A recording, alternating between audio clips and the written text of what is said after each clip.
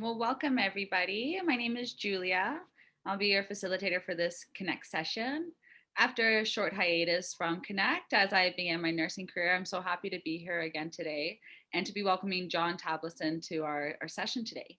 Before we get started, I would just like to take a minute to congratulate everyone on wherever you are in your nursing career, whether you've just finished a year of nursing school, if you just started your practice, or you've just finished your first year of nursing. Congratulations, and you're making it. You're almost there. So today we do have John Tablason with us. He's a registered nurse in Kamloops, BC.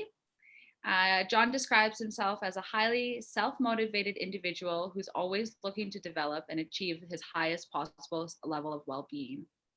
After a year after his graduation from his BSN at Thompson Rivers University in Kamloops, John obtained his advanced critical care nursing certification from Mount Royal University, and this opened a whole new world of endless opportunities in nursing. John currently works in emergency, acute care, PACU, and most recently, he's done community nursing in the Arctic of Canada. In 2018, 2 years out of nursing school, he decided to step out of his comfort zone and begin travel nursing. And since then, he has completed several contracts in places such as Vancouver Island, Northern BC, the Yukon, and Northwest Territories, as well as Nunavut. In this Connect session, John will be sharing his experiences with us and providing us advice on how to get involved in travel nursing. Just as a reminder, Connect is all about discussion and community, and we really want you involved. For this Connect session, please send all your questions you have along in the chat box publicly, or you can also send them privately to me, and we'll stop periodically to allow myself to ask questions that have been written to that point. We welcome everyone who would like to have their video on to do so. However, we do ask that if you're not speaking, that you keep your microphone turned off to reduce any background noise. Today's session will be recorded and be available for future review on the NTF website. Lastly, following this session, we welcome you to provide us feedback through an evaluation survey, which I will provide the link for in the chat box. And by completing the survey, your name will be entered into a draw to win From Surviving to Thriving, Navigating the First Year of Professional Practice by Dr. Judy Dukeshire, the director of NTF. So join me in welcoming John Tablason. Take it away, John. Hi there. Thanks, Julia, for that introduction. Hi, everyone. I'm JT, and I'd like to welcome all of you to today's presentation. And it's an honor to be here today. I'd like to first thank Judy and Julia for reaching out to me and inviting me to present on this platform, Nursing the Future, to share my experiences as travel nurse. And again, just a brief background about me again, as Julia mentioned, I graduated from Thompson Rivers University in Kamloops, BC back in 2016. So I just crossed the 5-year mark, and it's been an amazing journey so far. And 1 year after graduation, I obtained my critical care specialty. And from that moment on, that opened up a lot of opportunities for me, especially for travel nursing. And it's been an amazing journey so far. So basically, the overall theme today, we'll learn about, I'll talk about my experiences and share my insights about travel nursing, and we'll answer some of the questions that you might have, such as, what is travel nursing? How do you become a travel nurse? What's the actual process? What are the requirements? And what are the benefits of being a travel nurse? So let's start with, what is travel nursing? So essentially, a travel nurse is a nurse who is contracted to work at a hospital or facility through a travel nursing agencies to work short-term to medium-term contracts. So when I say short terms, contracts can vary in length from anywhere from 2 to 3 weeks long up to 6 weeks or even 12 weeks and longer. And as a travel nurse, you also do have the option of extending your contract if there's a ongoing needs, or if the hospital likes you, or vice versa. If you like the hospital, you always have the option of extending. So speaking from experience, I've done several contracts now. Since there is a huge demand in nursing just across the province of BC and nationwide across Canada, I've always been asked if I could extend my contract. So there's no shortage of work when it comes to travel nursing. And so if you have the skill set of a registered nurse and you couple that with a specific specialty, so for me, it's my critical care specialty, you'll open up an endless amount of travel nursing opportunities for yourself. And the way contracts work is, this is an example on the picture. I went up to Whitehorse General Hospital. At the time, there was urgent needs in their med-surg unit and also in their labor and delivery or obstetric nursing. So basically, as a travel nurse, you would come in and fill that void or the need that that hospital has. And other examples are if someone goes on maternity leave, or some nurses are on holidays or education leave, or just purely the hospital is short staffed. So that's where you come in as a travel nurse and fill that void.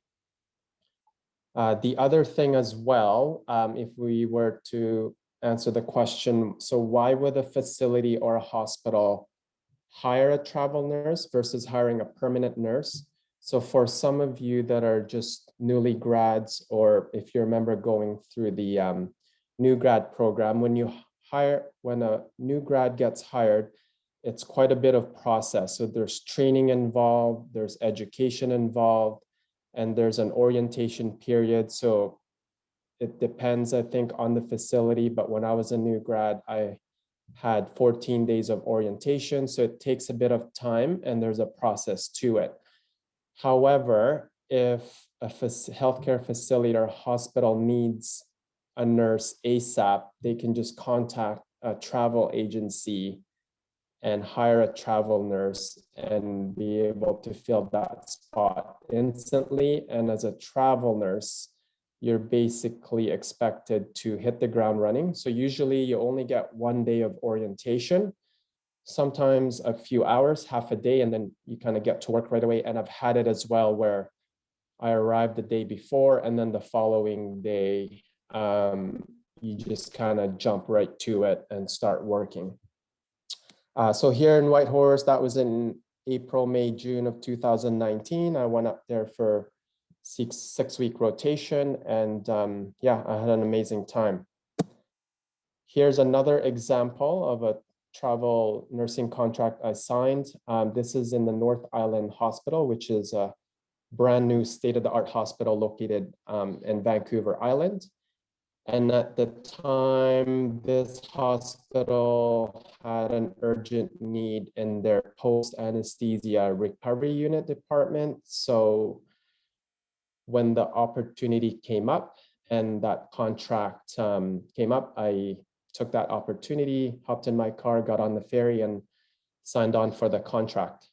And the one thing I'd also like to mention, the way travel nurse contracts work is they come in waves. So, there might be certain periods or time in the year where there's a bigger need for med surg, or some months obstetric nurses or labor and delivery nurses are in high need.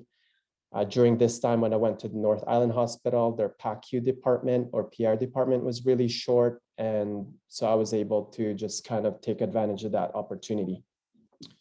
And just to back up a little bit as well, when you do sign up with a company and become a travel nurse, one of the things they ask you is, what are some of the places, so provinces or territories that you would like to go check out? So for me, when I did get hired, I told my recruiter that I wanted to go to Whitehorse. I wanted to see Vancouver Island and Newfoundland as well. So basically, I got lucky and I got all three of those on my wish list.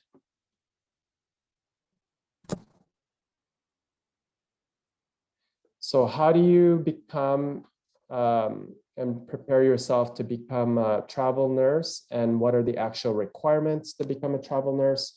So first, you do need to complete your Bachelor of Science in Nursing and become a registered nurse. There are opportunities for licensed practical nurse, but as a registered nurse, there are a lot more doors open, a lot more opportunities.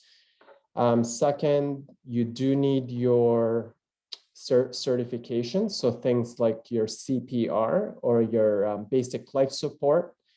If you want to work in more specialized areas such as ICU or the emergency setting, you do need your ACLS, which is your advanced cardiac life support certifications. For those of you that are interested in working with the pediatric population, so if you're working with school child, toddlers or infants, you need your PALS, which is your pediatric advanced life support system. And for nurses that are wanting to work with neonatals, so newborn babies, they require you to have your NRP, which is your neonatal resuscitation certification. The other thing as well that takes a bit of planning is your licenses. So if you decide you want to go work, say, for example, in Nova Scotia, generally, or any province in Canada or territory, it generally takes about 4 weeks to get your license in that specific province or territory. And it's fairly simple. You just Google on the website and you just go under the provincial governing body of the Nurses Association for that particular website, for that province. And then you just submit the required paperwork, and then it takes and then you pay the fees, and then and then you'll be allowed to go work. Another thing that you do need is generally most companies require you to have at least 2 years of experience in the specialty that you want to work in. So for example, you cannot take a contract in labor and delivery if your main experience is in med surg. I got hired after about 1.5 years of experience, but although I didn't take my first contract until I had about 2 years of experience underneath me, and I generally would recommend that you gain a solid 2 years of experience before attempting to do travel nursing. However, that said, if you're the type of person, if you're a quick learner or you can adapt quickly and you're confident in your nursing skills and knowledge, there are companies that will hire you after 1 year or 1.5 years of experience, especially with the big demand and nursing shortage that's going on. The other things as well, just you're required to do a criminal records check because you're working with a vulnerable sector or population, and your specialty certification. So again, so for me, I have my critical care certification. So you do need to provide proof of that. So if you're wanting to work in emergency, labor and delivery, I have a good friend who's an OR nurse, NICU, ambulatory care. So you do need to provide proof of that certification.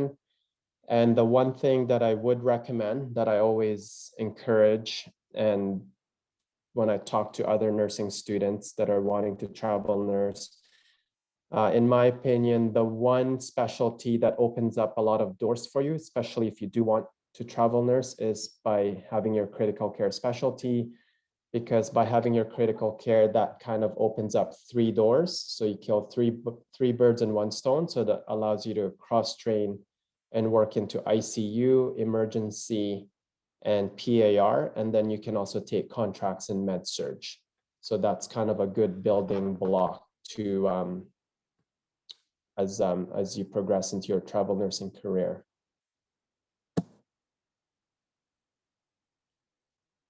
So next, let's talk about what are the pros and cons of travel nursing. So I've been travel nursing now since 2018. I took my first contract. I had 2 years. I graduated 2016. So 2 years, after 2 years of experience, I took my first contract. And I'm the type of person, I tend to focus more on the positives. And when I kind of reflect on my travel nursing journey, I couldn't really think of a lot of negatives. I can't think of anything negative for any of you to not try travel nursing. Basically, you can look at it from the perspective of it's not a one-way door. So you can, once you're ready to take the leap and try to go on a contract travel nursing, you can walk through that door and see if you like it. If you think it's not for you, you can always just turn around, head back the other way. And if anything, you gain a new perspective and gain some new friends and you build some experience. So we'll focus more on the positives of travel nursing. So in no particular order, there's a lot of positive benefits for travel nursing, but if I was to pick one, if I were to pick one, the number one positive for me is definitely, in my opinion, is having the freedom to design my own schedule. And as a result of having that kind of freedom, I can design and live the lifestyle that that I choose or how I desire. So for example, what I mean by that is as a travel nurse, I'm not specifically tied down to a permanent schedule in one particular hospital. And within that hospital, I'm not just tied down to one particular unit. And having that kind of freedom and sense of independence is an amazing feeling. And I'm very lucky and fortunate to be able to do that. And also the other perspective that I'd like to share with other nursing students that some of you might not have thought of, or if you have parents or you know people that are in nursing, one of the biggest benefits in nursing, it's a great career, is also the known benefits of at the end of your career towards your retirement, you know, you'll be able to retire with a great pension and benefits and, you know, dental, medical, massage therapy and all that. And that's something I visualized for myself. So the freedom and the independence that I get as being a travel nurse definitely far exceeds that known financial gain and benefits that a permanent nurse gives you, being tied to just one location. The next positive or pros of a travel nurse is job flexibility. Oh, again, I forgot to mention, so all these PowerPoint pictures that I'm showing everyone is, these are all from my travel nursing journey. So that last picture, that was me up in the Nunavut territory. That was this past winter when I recently stepped into the role of community health nursing. So that was up in the Arctic. So it's within the Arctic Circle. And this was in the Nunavut territory in a small community of about 1,200 people called Joy Haven. So that's me in a picture there. This is a picture of Quadra Island, which is on Vancouver Island. So basically I took the ferry over from Campbell River. It's a short ferry ride, and this is Quadra Island, and it was on one of my days off. So again, so job flexibility, this ties in with freedom. So as a travel nurse, again, this is a huge, huge benefit. You have the choice and flexibility when you want to work, where you want to work, for how long you want to work or sign a contract for. Although sometimes some companies or hospitals do require you to sign a minimum X amount of time to, so for example, if you were to fly up to where I am currently on assignment, Northwest Territories, they want you to commit at least 4 to 6 weeks because it costs a lot of money for them to provide accommodations, and it's thousands of dollars for your flights and hotel, and they pay for everything. So, but generally, if you stay within BC, I've seen contracts as short as 1 to 2 weeks, but having that kind of flexibility is amazing. And the other thing, again, depending on your experience and specialty, you can choose what unit or department that you would like to take a contract in. So there's a lot of flexibility. And the main key, again, I'll mention as a travel nurse, is diversification. So if you diversify your portfolio in your nursing experience, the more valuable you become. So if you're diversified and you have experience in med surg, acute care, emergency, step down unit, PACU, ICU, maternity, the more options will be available to you and just the more flexibility it'll allow. John, we have a few questions. If I can pause you and ask Oh, them. sure. Yeah. Just, I can't see the thing, but yeah, No tell me what the worries, I've questions got are. them all here for you. So the first one is, Yeah.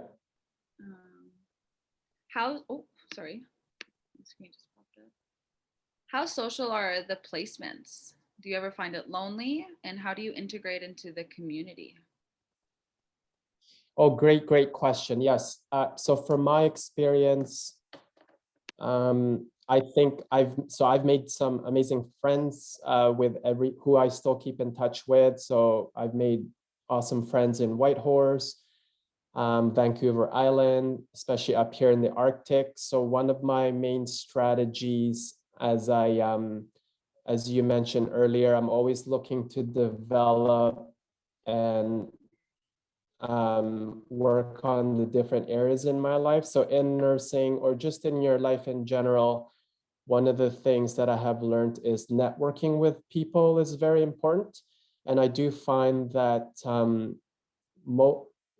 times out of 10 with every hospital or healthcare facility that I've worked, all the staff are amazing. A lot of them are used to getting travel nurses. So these are essentially, small rural isolated communities, and there's a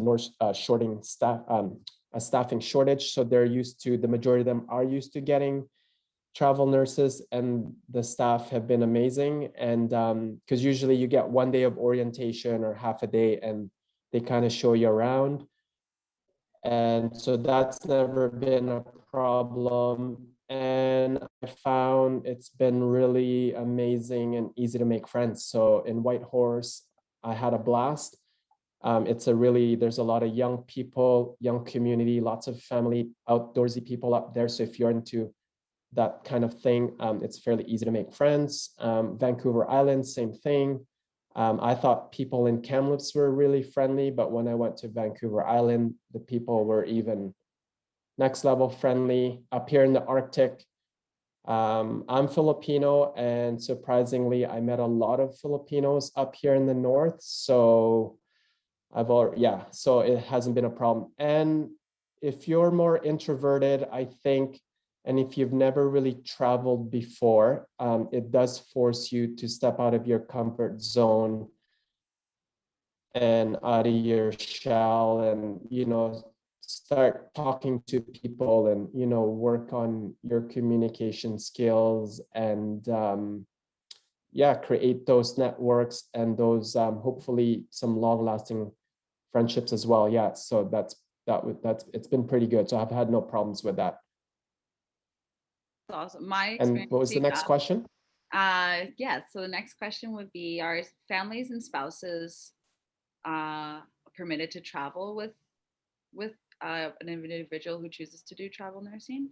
Yeah, good. Another great question. So a lot of the travel nursing companies now, so I've worked for a few different ones. So the two bigger ones in Canada are called Select Medical and Solutions. So I know when I was going through when I was going through the interview process, your recruiter, once you're assigned to a recruiter, they do get to try and get to know you as a person, not just as a nurse. So they ask you things like, so do you have a pet, or are you married? Do you have kids? So more and more, it's not every contract, but there are some contracts that they do call it like spouse friendly or pet friendly, because they do realize that, some people do have pets, and maybe, that's a challenge for them to leave their pets at home because no one can look after. So I do know some travel nurses that do bring their dogs or pets during their assignments. And if you have a significant other, partner, or husband or wife. Some contracts are definitely spouse friendly as well. So while you're working, your spouse can be out exploring. So the good thing with travel nursing, again, like I mentioned, so you don't have to take every contract that they present to you if it doesn't fit your criteria, because sometimes, the companies will kind of push you a little bit to try and take it because, they pay you well, but at the same time, the travel companies also make money as well. But if it doesn't really, if the time frame doesn't work with your calendar schedule, or it's not spouse friendly, or you can't bring your pet, there's no harm. You don't have to turn it down. So if you communicate that with your recruiter, they'll try and work their best to try and accommodate you. That said, I hope maybe in the future that'll open up more, but slowly, I guess you'll just be a bit more limited in how many contracts you can take, but there are contracts where you can take your significant other and pets. And So yeah, excellent question. does that apply to children as well? You can bring your children with you? They're Yeah, I kid-friendly? think, yeah, you can bring your children. I guess with that, you would just have to try and figure out who would be looking after kids while mommy or daddy's at work. But you could bring your spouse, right, and your kids. And I'll talk about accommodations later, but usually the accommodations are fairly spacious. They're fully furnished, one bedroom, like more than enough space to accommodate a family for sure. Awesome. I'll ask two more Yeah, questions and then save the rest sure. for later, I believe. Yeah. Um, look here. When you get your license for a specific province, how long does the license last? Do you Okay. have to pay for the license, or do the travel companies pay for that license? Another great question. So every province and territory, as far as cost, is different. So when I went to Whitehorse, I knew I was only going to go there for 6 weeks, even though, they asked me to stay for 6 months, but I just had other contracts that I'd booked already. So for a 6-month license, the territories are expensive. I believe that was about $700 for 6 months. But with some travel nursing companies, they do have a criteria if you're able to meet or work X amount of hours. I believe it was like 400 some hours at the time when I went up there.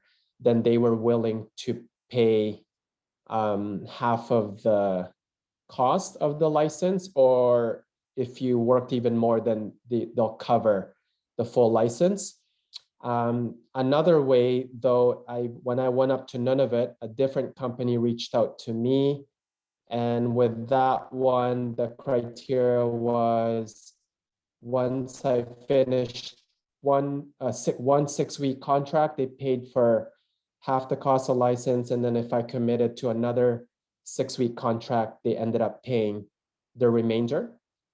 And then now I'm in a different situation. I work for the government of Northwest Territories, so I'm not tied to a travel company.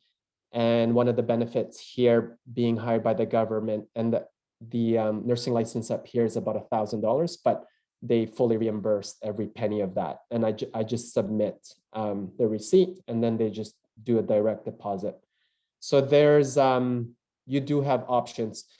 So another perspective I'll give you is if you are worried about, I know the licensing can cost a lot of money, especially if all of a sudden, like you want to, say in a 1-year period, you want to work in Nova Scotia, you want to work in Yukon, you want to work in Newfoundland. So the licenses starts to add up. And even though if you don't get reimbursed and you have to pay for the license, I wouldn't let that hold you back from going to those places, because the amount of money that you'll make alone will more than enough cover. That's it. It'll be like your first shift will cover your license fee, and then yeah. So I wouldn't let that hold you back. So But it is nice to get reimbursement. I totally understand that, but I never let that hold me back from taking any contracts or places that I wanted to go visit. And then just tailing off that, do the majority of travel companies pay for accommodations and transportation? Yes, yeah. I was going to talk about that a little bit later. So basically, the moment that you step out of your front door to the moment you arrive at your destinations, accommodations are paid for, housing. If you need to take a cab fare to the airport, luggage fees, all those things, it's an all-inclusive paid trip. There is an exception. So at the moment, this is the first time I'm working for, again, GNWT, Government of Northwest Territories. Their criteria is a little bit different. I make quite a bit more because there's no middleman. I'm not going through a travel nursing company. I basically just did all the work myself and applied directly to them, but I do pay, it's subsidized housing. So they're set up for it. There are nursing residents here and I pay $25 a day. So, and that's like fully furnished with everything and internet. So it's fully, so it's still fairly cheap. And again, with the amount of money that you're gonna make as a travel nurse, it's more than enough to cover for sure. But with other travel nursing companies, yeah, you don't pay for accommodations. Thank you, JT, for answering those. Oh yeah, you bet. Okay, let's jump to it. So the other benefits of travel nursing, if you look at this beautiful picture, so this is Kluane National Park, which is up in the Yukon Territory. One of the benefits is you do get to explore Canada. So while you travel and see different parts of Canada, you don't have to sacrifice your income. So there is a term that travel nurses use for this. So we call it workation. So basically you're getting paid to work and travel at the same time. So it's kind of a neat coin term, workation. And I don't know many careers out there that have these kinds of opportunities where, you know, you can hop in a plane and they pay for your flights and explore different parts of Canada. So there's contracts basically all across from BC, Alberta, Saskatchewan, Manitoba, Newfoundland, Nova Scotia, all three territories, Yukon Northwest and Nunavut. And you can basically just, start ticking it off and go on a workation every year if you'd like. So that's another big benefit of travel nursing. So again, we kind of touched base. You kind of read my mind. So with travel nursing, all expenses are paid. One of the biggest things I love about travel nursing is basically creating those relationships and creating a network of people. So basically, I'll give you an example. I've been to every single territory in Canada now. So I've been to the Nunavut Territory, the Northwest Territory, and Yukon Territory. And one of the things I learned from a book that I read is about creating these long-term relationships with certain key people. And that's been a good, very helpful to my success as a travel nurse. So essentially what I've done now is within every single facility that I've been to or hospital, I've made sure to exchange contact information and, you know, keep in touch with certain key people, whether that's the manager of the unit or an educator or someone in human resource, because now at any point in time, you can kind of picture like a spider web. So once you've opened up those doors for yourself and created those networks,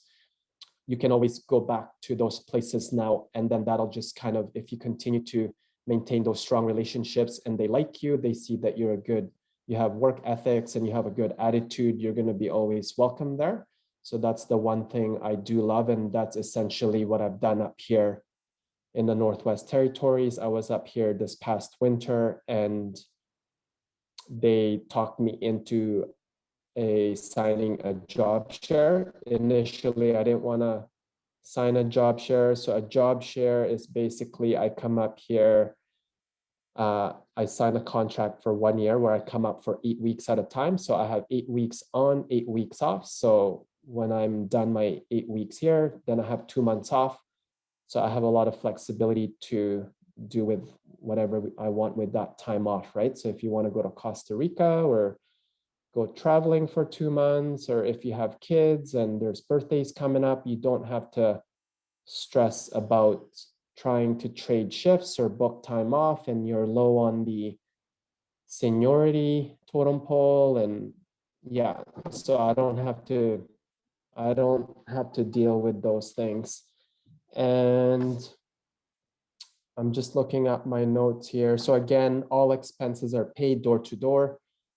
Yeah, you just submit those and you get reimbursed. And for some of you who are from Kamloops and Thompson Rivers University, that picture, so again, that's Kluane National Park. That's our chairperson of the nursing program at Thompson Rivers University, Steve Ross. And so we went up together and worked med-surg, and we had a total blast. And yeah, and we met some cool people along the way. Okay, next, again, like we mentioned, accommodations and housing. So housing is provided, it comes fully furnished, and housing can vary. So they can put you up in an Airbnb, it could be a condominium or an apartment. When I went up to Fort Nelson, which is in northern BC, that was the accommodations were located on the first floor of the hospital. So it was a smaller hospital. It was only 2 floors. So the first floor, it was designed so that resident doctors and travel nurses, and also they also have diagnostics people, so like X-ray that would travel from time to time, and they had dorm rooms, individual rooms with a shared kitchen and living room, with a fridge and stove, you know, with plenty of space. So that's all provided. And also, depending which company you work for, you also get paid what's called a per diem. So basically, it's a tax-free daily cost of living. So this can differ from different companies. With some companies, they might pay you a $30 per diem per day tax-free. So if you were to go, say, 6 weeks, and so you multiply 30 times 42, so that's over $1,000 tax-free. So that would cover all your groceries and entertainment and anything else you want, really, because you're not paying for housing. When I went up to Nunavut territory, since it's a very isolated area up there, they have what's called a northern allowance. So up in the Nunavut territory, where it's a little more extreme and wild, up there, they were paying me $100 a day of tax-free living allowance, or they call it northern allowance. So again, if you do the math, say you were to go up for 30 days, yeah, $100 a day. And so that's a lot of money right there without even your wage. Another thing I'd like to point out, this is Vancouver Island. This was the view. So I was basically staying, my accommodations were right across the street. I was staying at the time, it was in a mobile home slash RV park. So where people come for the summer with their fifth wheelers and RV parks and stay there for the summer. They also had mobile homes, which was fully furnished, quite spacious, more than enough room for one person. So it's one of those places where you could totally bring your spouse and your family. And I couldn't believe how beautiful it was. This was my view. Yeah, it was like I crossed the street and this was my view. I couldn't believe it. I thought I was in heaven.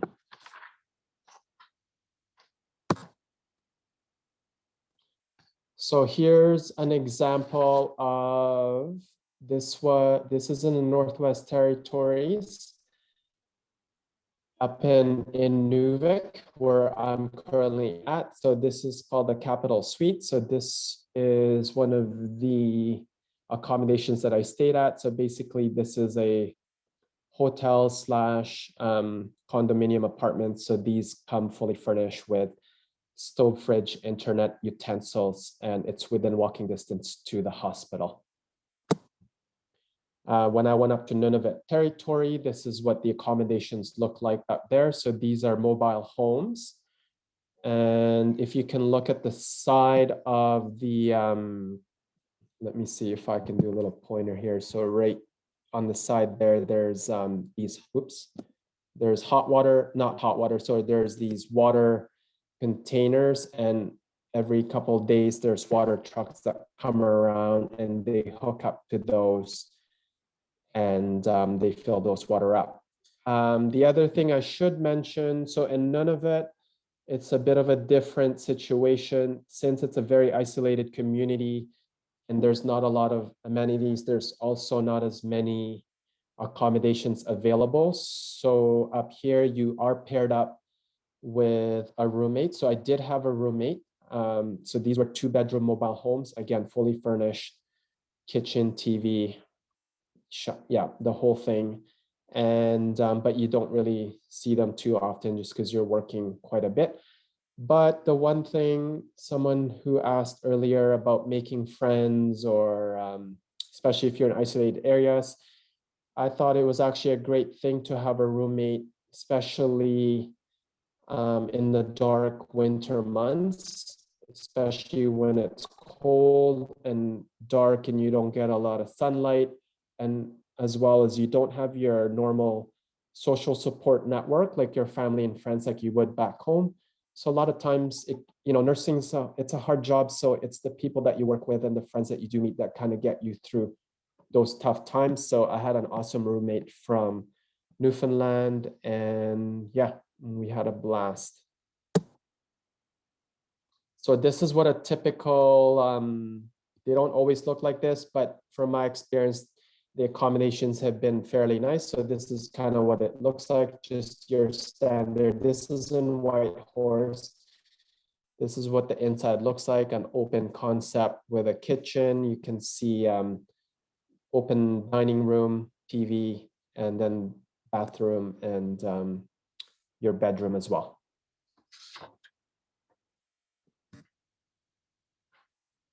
So currently I'm on assignment at Inuvik Regional Hospital, which is located within the Arctic Circle up in the Northwest Territories. So Inuvik is a small regional hospital. So this hospital, we have 12 med-surg or acute care beds. We have 2 labor and delivery beds. It's also connected to the emergency department where I'm working at, but everyone works as one team. I do float between the 2 departments. In the emergency, we have 1 trauma room. We have a treatment room / cast room. So if someone comes in with a broken arm, or they call it a non-displaced fracture, where they don't require surgical intervention and it can just be treated with a cast, we have a room for that. We also have what they call 3 ICU beds. So if we need to admit someone who just needs overnight monitoring, we have 3 beds with that as well. And the other thing, oh yes, so this is Inuvik Regional Hospital. So surrounding Inuvik, there's also 7 other smaller communities, which is anywhere from a couple hundred to a few hundred kilometers away.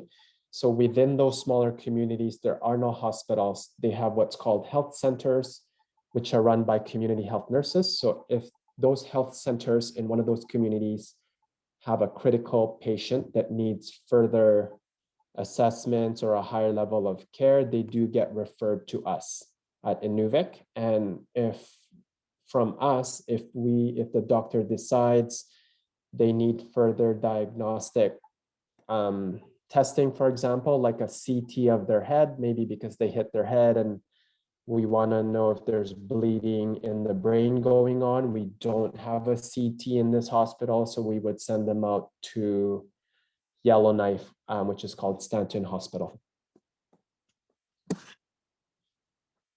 So I thought I would share this with you before I went up to Nunavut in the Northwest Territories. And even before I got into nursing, I would always hear people, I do love to travel, and people talk about like the Arctic Circle, and I wasn't really sure what it meant. So I just did a quick Google. So if you look at this, this is a picture of the globe, and I circled it in red right in the middle there, Arctic Circle. So there's the imaginary circle that runs around the globe there, and that white landmass to the left, I believe that's Greenland, and to the left of that is Canada. With the Arctic Circle actually passes through, I believe, 7 or 8 different countries. So there's Norway, Sweden, Finland, Russia, Alaska, which is part of the US, and Canada. So that's what it means. So I'm past the Arctic Circle, so it's kind of neat. So if you go any further than the Arctic Circle, you're pretty much gonna hit the North Pole. Okay, now let's talk about something different. Once you've gained a few years of experience underneath you, and preferably you've gained some experience in at least in ICU and ER, and even PAR, so in any of those specialized areas, and you want to advance your nursing skills and knowledge and just try something different, you can go work in these fly-in, very isolated communities up in the Arctic.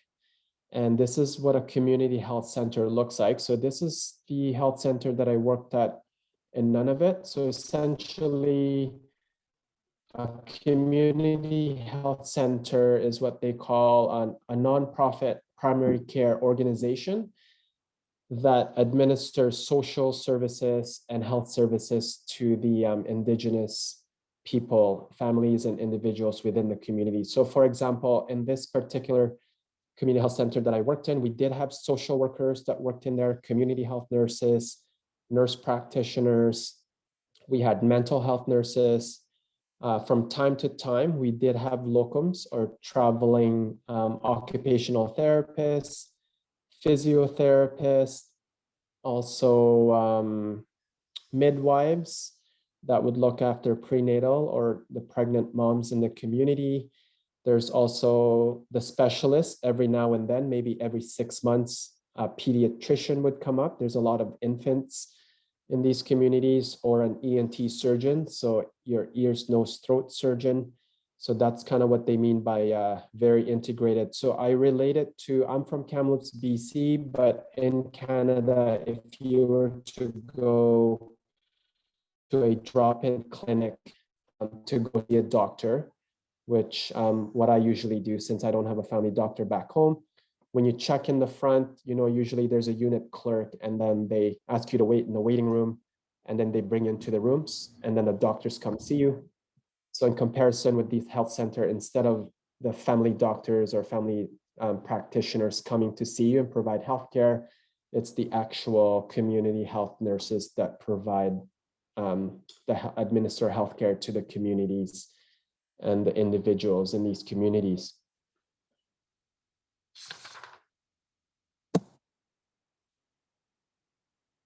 So that's me there in the picture. So that's my office inside that health center. And if you look at the front there, in the front picture, you can see an exam table. So basically, what is the role of a community health nurse? So this was something very brand new to me. Most of my experience was working in a hospital setting where you have a lot more resources that's available to you, and it's more structured. So for example, you have respiratory therapists. In Kamloops at Royal Inland Hospital, we offer a lot of services. We have neurosurgeons, we have orthopedic surgeons, general surgery, we have obstetricians, we have hospitalists. So we have it all. Whereas in a community health center, you definitely don't have those resources. And as a community health nurse, what I learned from this experience, you practice in a similar role as a nurse practitioner, and the scope of practice is quite broad and quite enormous and big compared to working in a more structured hospital setting. Working in Nunavut, it's very wild and authentic. The population here was over 90% was of Inuit descent.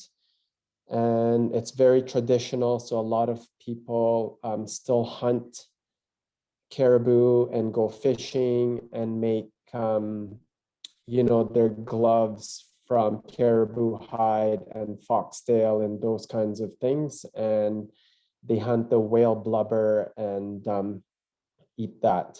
And if we were to look at it from after I finished this contract and just kind of reflecting on my experience, the job of a community health nurse, if you were to look at it from a broader lens or much broader perspective, it's not just providing healthcare to the individuals and families in the community. You're also doing things like promoting people's health. You're providing access to facilitate access to healthcare. You're building relationships and trust in the community. And since it's a very small, tight-knit community where everyone knows everyone, some communities are only 400 people, you always need to demonstrate a certain level of professional responsibility and accountability just because you're in the eyes of these people, and they do look up to you and look to you for answers in times of sickness or despair. One of the things that was very exciting for me as a community health nurse, so again, once you have some more experience underneath your belt, and again, preferably some ICU and ER experience, one of the things I learned is I learned how to prescribe medication. So as a community health nurse, that is within our scope. We do follow what's called a drug formulary.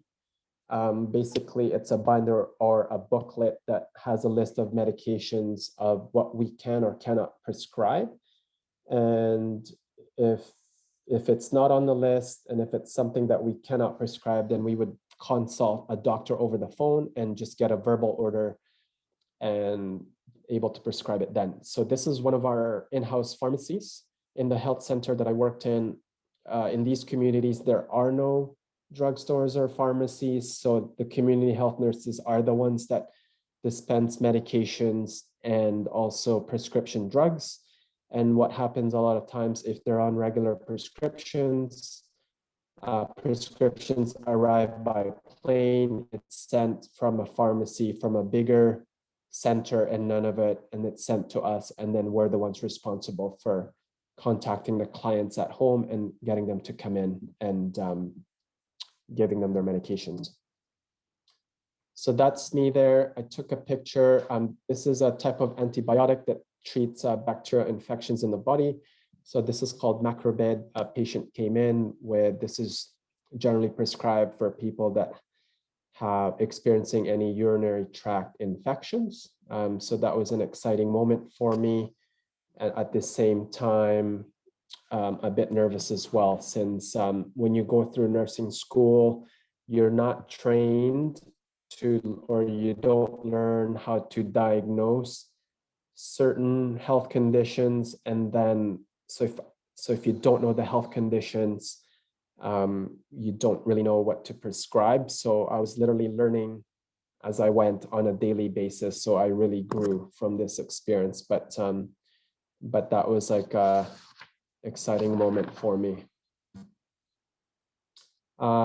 So again, so with the health centers, the way health centers work, I compared it to drop-in clinics like you would see back home in your cities. So from Monday to Friday are appointment or clinics. So from 8 a.m. to 5 p.m., people can call the clinic or the health center and make an appointment. So it's usually sick clinic. And then, so you're seeing patients throughout the day, 5 days a week from 8 to 5, but at any point in time, an emergency can walk through the door, and we are open 24 hours a day. So once the clinic or the health center closes at 5 p.m., there is usually a nurse that's scheduled to be on call for the night. And so you would be any emergency phone calls that would come in, you would be the one in charge of making sure, you know, you're administering healthcare. So this is the trauma room. So we have enough. If you can see the very corner, we do have the basics. So we do have a crash cart there. And if someone is going into cardiac arrest, we do have a defibrillator. But again, we can only provide so much healthcare. And if someone is very critically ill and they need a higher level of intervention or care, we ship them to either Stanton, which is in Yellowknife, or they go to Edmonton, or with this one in Nunavut, sometimes we would send them over to Iqaluit, which is also a regional hospital in the Nunavut region. John, I'll pause you here and ask a couple questions that have come through.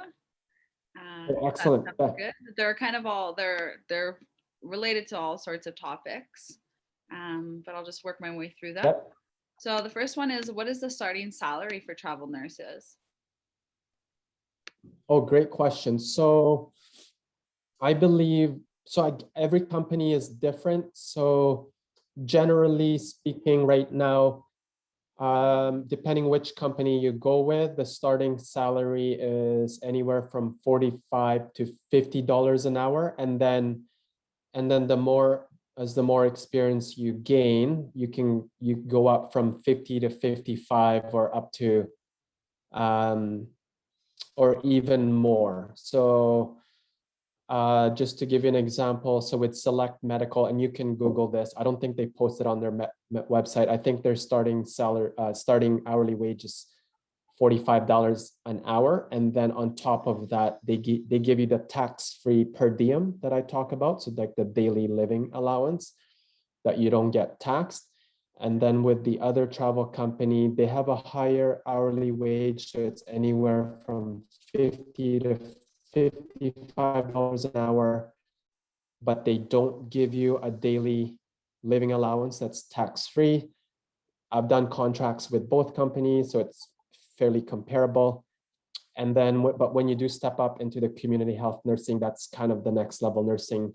That's upwards of like $59 an hour.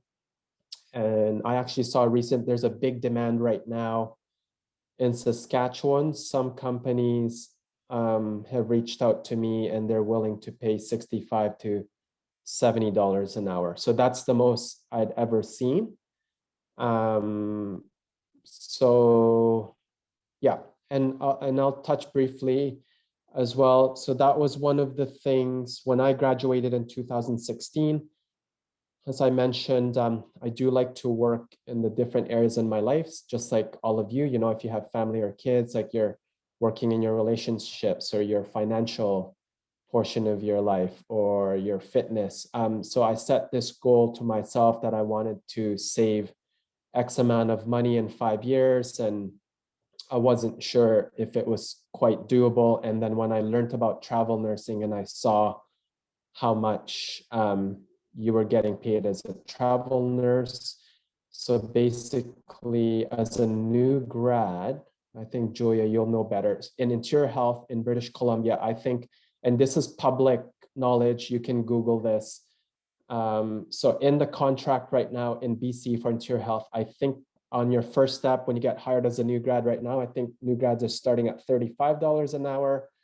And then every year that you work full-time hours, there's 9 steps. So step 1, 2, 3, all the way up to 9. Once you hit step 9, which would be your 10th year of nursing, you get your dollar or so increase throughout that year. And so the top range right now in interior health, BC, I believe is $45 an hour. But then what I realized was by travel nursing, I was able to bypass. I got into travel nursing within my second year of nursing. So I basically bypassed like 7 steps of that. So, and we can talk about, I know it would be for a different topic, but later on, you can reach out to me by email, or I'm more than happy to talk to you or even mentor you through. There's different strategies on, again, like I mentioned before, one of the biggest benefits of being a travel nurse is the freedom. So by far, having the freedom to work when I want, what I want, and giving up the known benefit of having that secured pension and benefit at the end definitely far outweighs. But then some people might argue who've been nursing for a long time, and there's nothing wrong with this, is about, well, then you're going to give up a full pension, but there's strategies around that, and you can make just as good of a pension, if not better, if you just structure it properly and you save all that money that you make and invest it properly. Do you know if travel agencies hire new graduates? Yes, I think, well, like I mentioned, I think, generally they do want you to have 2 years of experience. However, with the nursing shortage now, and like I mentioned, I think if you're the type of person that you can adapt quickly, you're more mature, you can hit the ground running, you can learn on the fly.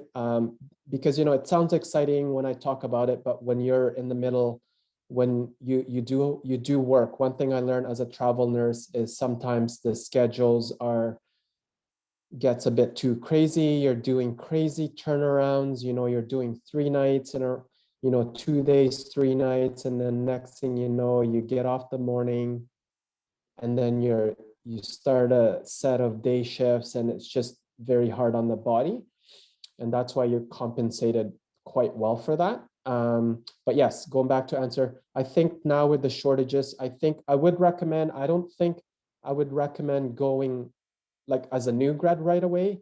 At least if you're very strong, at least get 6 to 8 months, and I think you can go take a med surge assignment. And if some of you are interested, you can, and if there's some new grads out there that are listening, you can send me an email. One of my colleagues who I worked with here up in the Arctic, she recently started her own travel nursing company, and she just reached out to me, and she did say that she was willing to hire new grads. And so yeah, I would be even willing to go with a couple of you depending where it is and depending on the schedule. But I wouldn't recommend going like graduating and then jumping into a travel nurse, but at least a year. But if you're really gung-ho and you think you're confident, maybe after 6 to 8 months you can go. And that's med surge, not like a specialized area like IC or ER, but med surge I think you can handle. All right, so 2 more questions here that I'll ask. Do you have any recommendations for travel nurse agencies? I know you have mentioned two companies already. Yeah, so basically the two biggest ones I've done contracts with both of them. You can reach out to me too, and I can forward you my recruiter's name, but you can just do it on your own. You can just go to their website, send them an email or give them a call, because they're hiring nurses all the time. Is Select Medical and Solutions. So those are kind of the two main big travel nursing companies in Canada. But then from there are a lot of other bigger companies or private companies. And a lot of these companies reached out to me through, one thing I'd recommend once you become a new grad and start to build your professional nursing experience is create a profile on LinkedIn. And that's how I stay up to date and learn about all these different opportunities. So there's different companies that I've never heard of, because there's big ones like Venture and Bayshore and things like that are mostly like that cater to like maybe the eastern part of Canada or just the territories. but Solutions and Select Medical, they have contracts all across Canada. I would recommend them, and I've had good experience with both of them. Thanks, John. Yeah, you're welcome. And then last question right now, is it true that if you sign up with a Canadian travel agency, you won't be offered contracts outside of Canada? Do you have to specifically sign up with like an American travel agency or an international travel agency to work outside of Canada? Yes, I think so. That's one thing I'm in the process. If you're thinking of wanting to work or travel nurse in the US, that's a completely different, from my knowledge and just my research online and talking to different Canadian nurses that have worked in the US, you do need to go through a US company, and they would help you because there's work visas that's involved, and there's 50 different states. So every state, I think it's a little bit different with their nursing license requirement. So it's a little more complex than Canada. It is doable. There are nurses that do work there, but if you work for a travel nurse company in Canada, that doesn't mean that you can't work for another travel nurse company for the US. You can definitely do that. Those are two separate companies, and you're not tied to just that one specific Canadian travel company. Awesome. Thanks so much. Yeah, you're welcome. Oh, again, so here's an example. And again, I'd like to just point out, I did get permission from the patients, or in this case, the patient's parents, because you know how confidentiality and privacy is a big thing. A lot of times the way we communicate in these isolated rural communities is we take pictures of patients and then we send it via text message to a doctor. So if we're communicating to them, usually, you know, if someone comes in, I don't really know what I'm dealing with, I would usually take a picture and then I would send that. And so here's an example of when I mentioned working in the health center, and you know, as a community health nurse, it's weekday clinics and you're looking at your patients. They've made an appointment, but at any point in time, an emergency can walk through the door. So then it becomes a team effort where it's all hands on deck. So this was, I believe, a 9-month-old or a 10-month-old, quite a nice looking, healthy weight baby who had a fever of, I believe it was 39.2 degrees, and started going into seizures. And so again, if you're working with the pediatric population, you do need your PALS, your pediatric. That was one of my requirements when I went up there and stepped into that role. Although I don't really have much experience with infants or pediatric population, but I learned a lot when I was up there. As long as you practice from as a safe nurse, and you do have some more experienced and skilled nurses, it's nothing that you can't learn. Nursing is just one of those professions where you're just always going to continually learn as technology and things evolve. So with this infant, you can see on her left arm there, we start an IV. So we start to give them anti-seizure medications. We have a primary nurse who's talking on the phone. We have them on cardiac monitor. We're providing oxygen therapy. And then all those stickers that you see on baby's chest is those are the stickers for a 12-lead ECG. So it gives us an electrical picture, or gives us a picture of the electrical activity of the heart. Again, as I mentioned earlier, if you were to look at the broader lens and bigger perspective of a community health nurse, you know, from promoting health, building relationships, one of our roles is to help. So as a community health nurse, we're part of that solution about, you know, we're there to facilitate access to healthcare to the needs of the community. So this is another good example. This is one of the local elderly Inuit men in the community, 89 years old.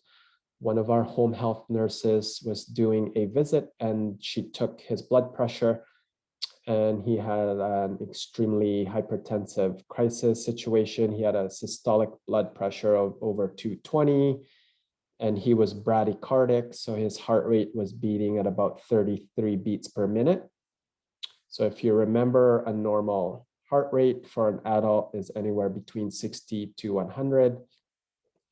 So normally with a heart rate that low, they might start to manifest. The biggest thing is neurological symptoms. So they might get dizzy or confused or maybe shortness of breath. So he was totally asymptomatic, but he was in a 3rd degree.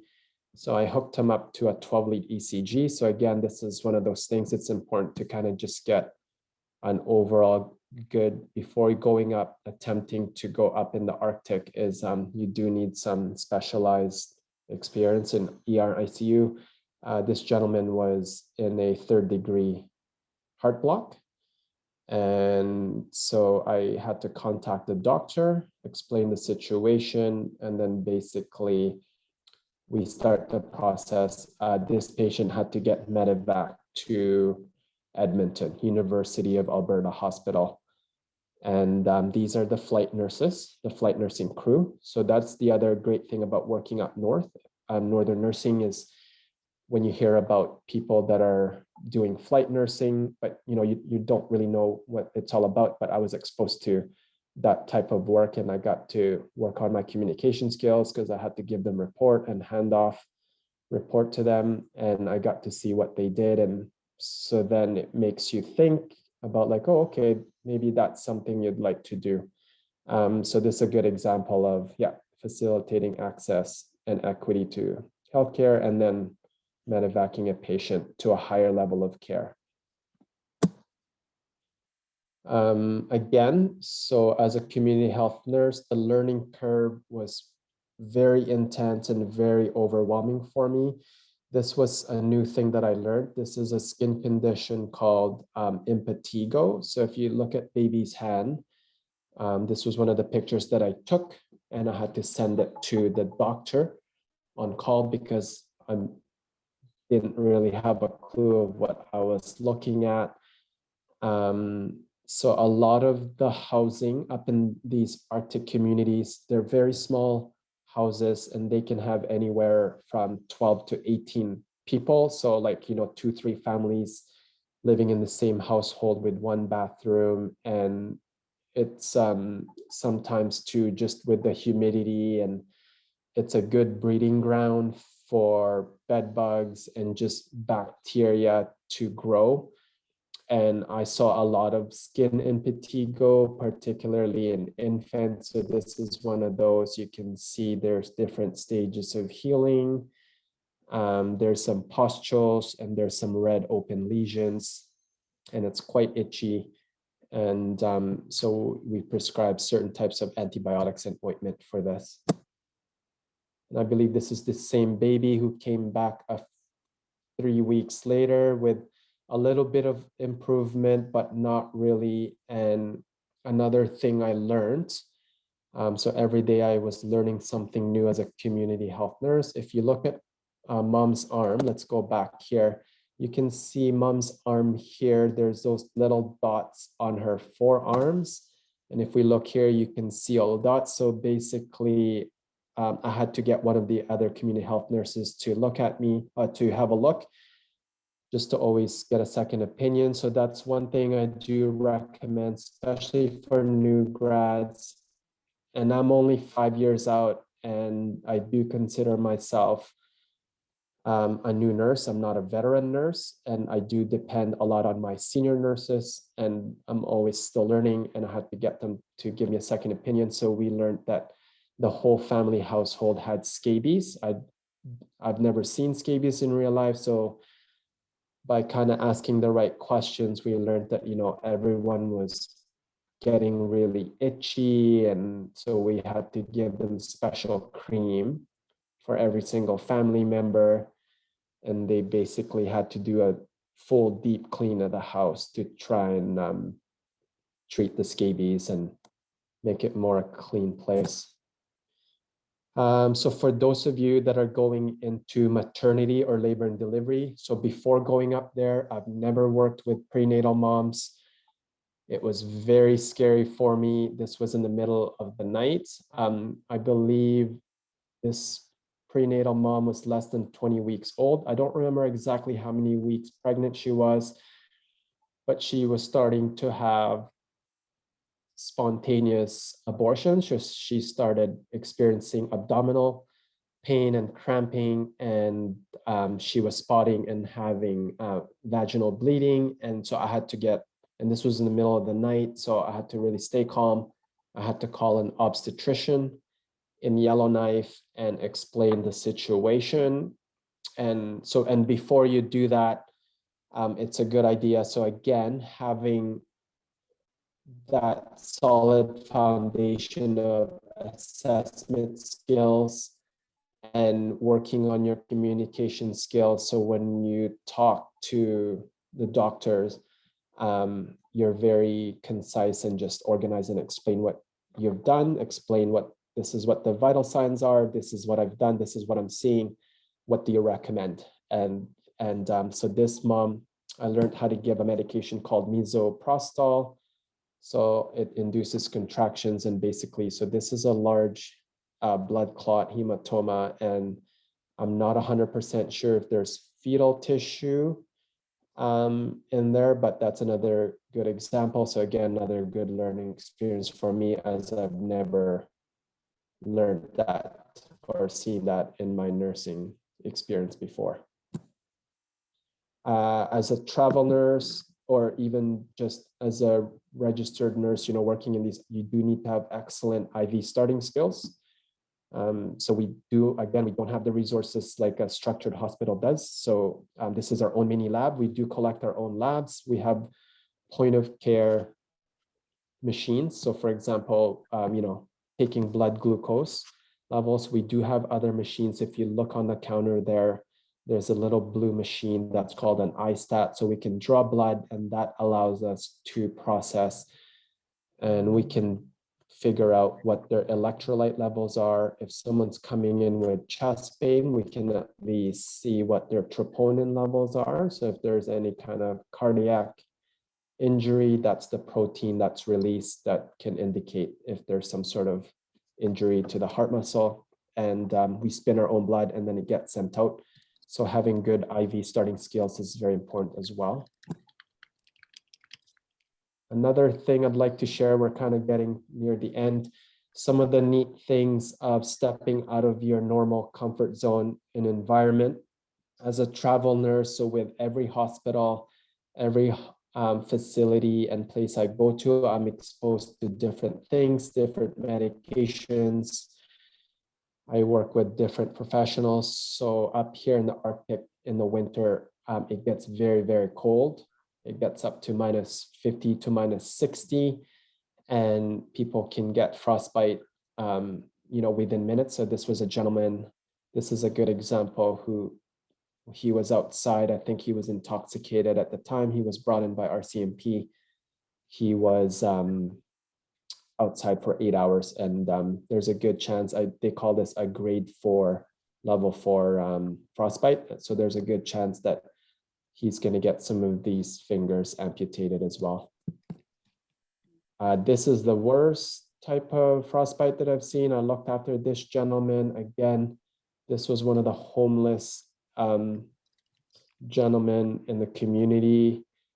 A lot of people, you do see that lower socioeconomic lifestyle status. There's a lot of alcohol abuse, mental health issues. This gentleman was homeless, who was living in a shelter, but if you missed the curfew, they locked the door. So he ended up sleeping outside. And I believe during that week, it was -45 without the wind. And he slept underneath the homeless shelter. He had some blankets, and this is what happens. So then those toes are going to get amputated. And later on, about a week later, this gentleman actually passed away. I got a phone call from one of the public health nurses since I was exposed to him. He died of a very invasive group strep A infection. I'll just interrupt you here, JT. Sure, Sorry. that's okay. At the 10-minute mark, um, I really appreciate these stories and pictures you're sharing with us. It's really puts into perspective the challenges that are faced in the North. You really do need that experience and know how to be able to address these very acute cases. It's putting into perspective how important experience really is. We do have just because we're at the 10-minute mark and we do have a few questions left to ask. So I just want to make sure that let's go. Yeah, let's. So the first one is, what are some good things to look for in a travel nursing contract? Yeah, great question. So for me, it comes down to, so when you're going through the interview process of in the beginning with your recruiter that you're assigned to, they'll ask you where you would like to go and what type of, because they will try to get to know you as a person. So for me, when I first got hired in 2018, when I took my first contract, I did tell them my wish list was I'd love to go to Whitehorse, Vancouver Island, and Newfoundland. I ended up getting Newfoundland, but later on I had to turn that down. So then they kind of make a little note in your file. So then, and there's contracts all across Canada, all across provinces. So when those contracts come up, basically your recruiter would get a hold of you. And also they send you basically weekly emails of different contracts that come up all the time. And then if you see one that you like, you just reach out to your recruiter and say, hey, I'm available for those dates. I'd love to go.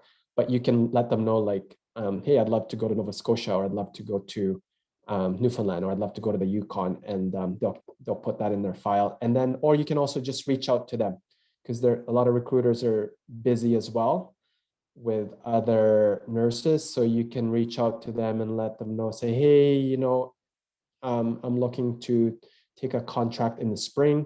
What do you think? I'd love to go check out Whitehorse. So then that will make your recruiter start to reach out to those places maybe. Because a lot of times hospitals know in advance, like a year in advance, when the needs are. So that's basically how you go about that.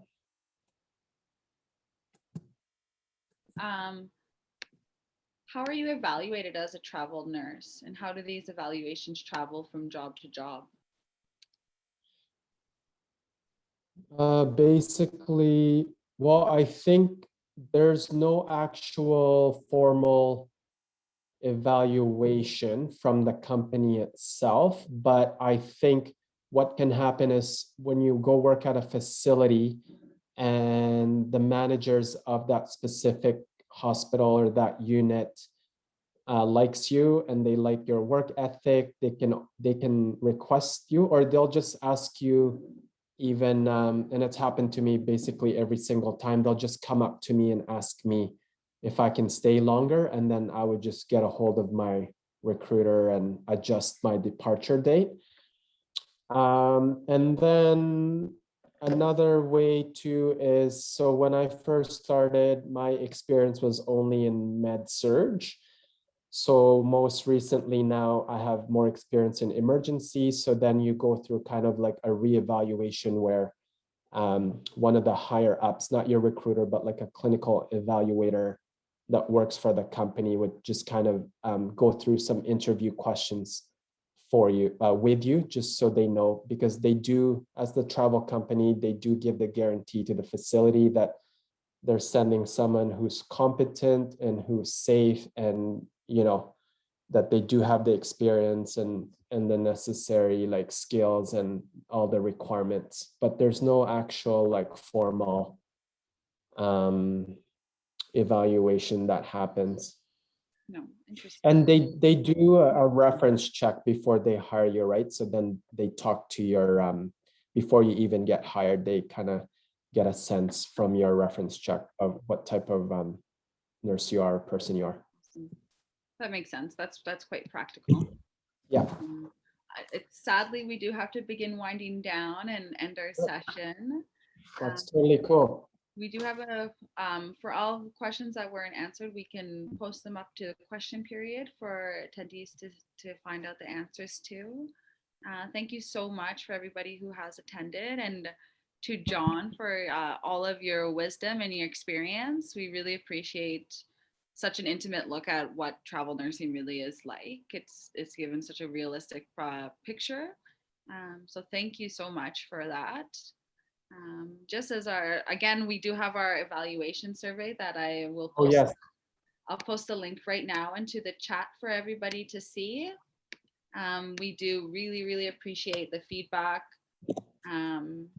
because it allows us to continue creating connect sessions and making sure that they're absolutely to your liking. So please fill that out, and then you'll be entered in that draw for Judy's lovely book about the first year of practice, which from my experience as a new grad has been really helpful. So thanks everyone. I'm just going to jump in really quickly. It's Judy. I just can't thank you enough, JT. That was outstanding. I learned so much. I did some travel nursing myself, but wow, that was just awesome. And you're an inspiration to all of us. You have such a wonderfully balanced perspective. And I just know everyone got so much out of this session. The whole session, for those of you who came in late or friends want to see it, will be on the NTF website. So by all means, go there. John's email was in here.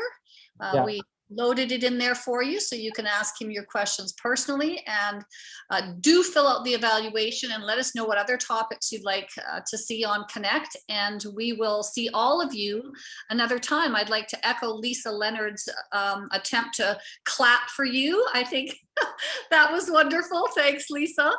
Take care, everyone, and thanks again, John. Oh, you're welcome. Thanks, Judy.